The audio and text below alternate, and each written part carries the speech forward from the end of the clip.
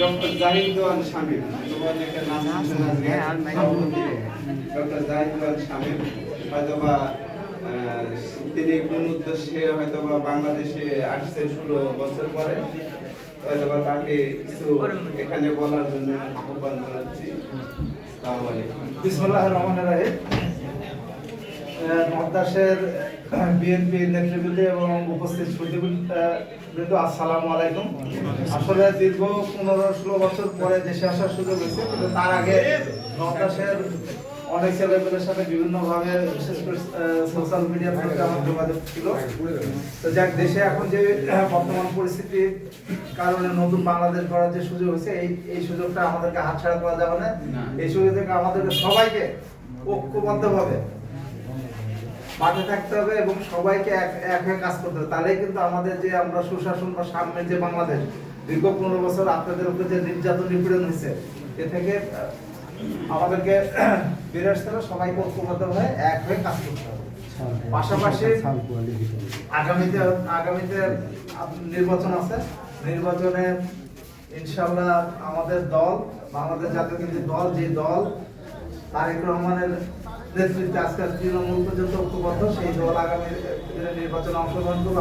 আমরা গণতন্ত্রের বিশ্বাসী, আমরা নির্বাচনে বিশ্বাসী এবং নির্বাচনের মাধ্যমে আমার বিশ্বাস আগামীতে আপনাদের মতামতের ভিত্তিতে বাংলাদেশ জাতীয়তাবাদী দল ইনশাআল্লাহ রাষ্ট্রীয় ক্ষমতায় যাবে এবং রাষ্ট্রীয় ক্ষমতায় গেলে বিগত দিনে শহীদ জিয়া সহ আমাদের নেত্রী বেগম খালেদা জিয়া যে গণতন্ত্রের জন্য যে স্যাক্রিফাইস করছে এবং সুশাসনের জন্য যে ইনশাআল্লাহ সুশাসন এবং গণতন্ত্র প্রতিষ্ঠা হবে। আমরা সবাইকে নিয়ে সোনার বাংলাদেশ বা আমাদের সাম্যের এবং গণতন্ত্রের যে বাংলাদেশে এই বাংলাদেশ গড়া সম্ভব হবে।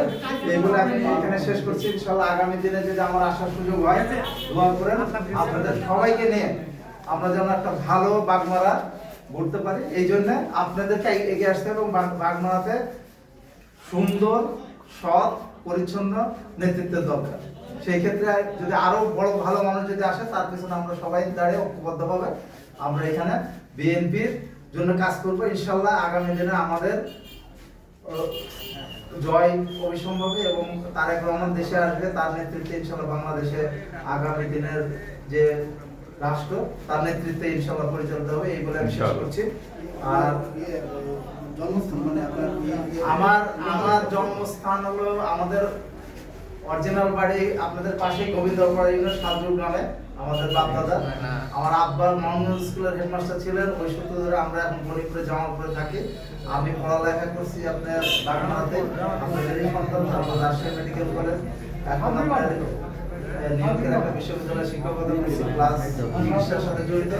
ইনশাআল্লাহ আপনাদের কারো যদি এই ধরনের কোনো সহযোগিতার দরকার হয়, আমার সাথে যোগাযোগ করেন। আমি আমার অবস্থান থেকে যতটুকু পারি করার চেষ্টা করবো। এখানে যদি আমার সাথে সবসময় যোগাযোগ করে, ইনশাআল্লাহ যদি মানে আপনাদের কোনো চিকিৎসা সংক্রান্ত কোনো বিষয় বা আপনাদের পড়ালেখা করতে যায়, সেই ধরনের সেই ব্যাপারে ইনশাআল্লাহ সহযোগিতা করার মতো আমার একটু অবস্থা এখন আছে। ইনশাআল্লাহ আমি করতে পারলে আমাকে ভালো লাগবে।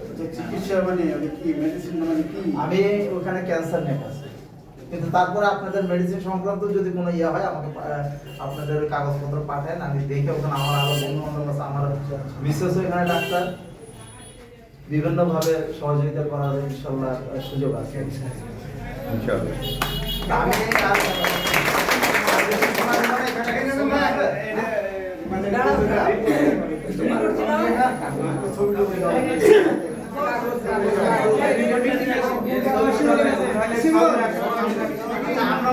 আমি এখানে দাঁড়াই, আমরা সামনে দাঁড়ালে একসাথে সবাই একসাথে